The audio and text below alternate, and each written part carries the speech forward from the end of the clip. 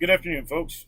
So, the subject that I chose to share or discuss with you today is probably the most historical and famous musical event and festival that was ever to come about that dates all the way back to 1969. You may or may not have heard of it. It was called Woodstock. So, Woodstock originally was actually supposed to be held in the town of Woodstock, New York. However, since it was said that upwards of 400,000 fans were going to be coming to this event, after organizers started looking around, they realized that Woodstock was not going to be near the size or capable to hold the event that was to come. Therefore, they moved it over to Bethel, New York, which is actually approximately 50 miles away from Woodstock itself. Now, in order for you to understand how historical this event is, it's important for you to realize some of the most important things. How are they going to have such a big event? What was going to be the venue? How they were going to have people get there? How they were going to control everything? How they were going to be prepared?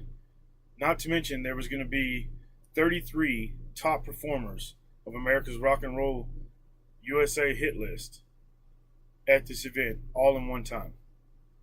So, just to give you an idea of some of these top performers you may or may not recognize, some of the top performers consisted of Santana, Sky and the Family Stone, Archie Haven, Joe and the Country Fish,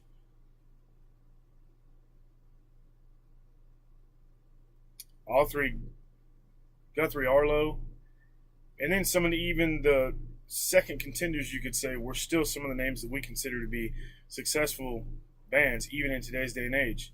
You'd recognize some of them to be Grateful Dead, Mountain, Joe Crocker,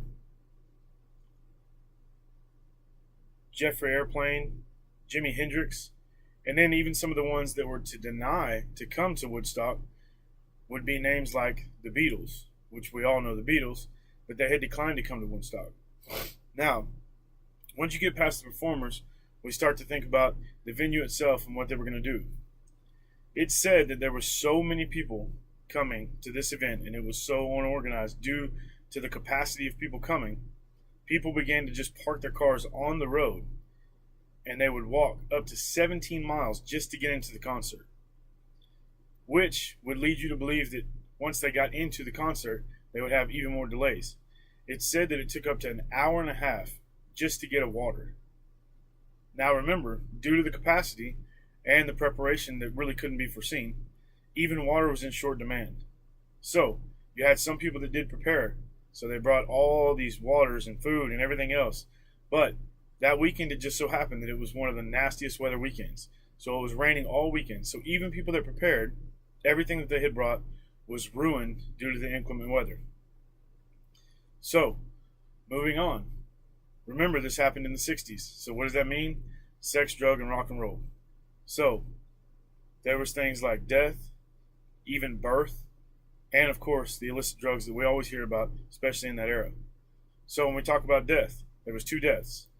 There was a gentleman that was on some illicit drugs. He wasn't paying attention to where he was going and was actually run over by a tractor that was working at the venue.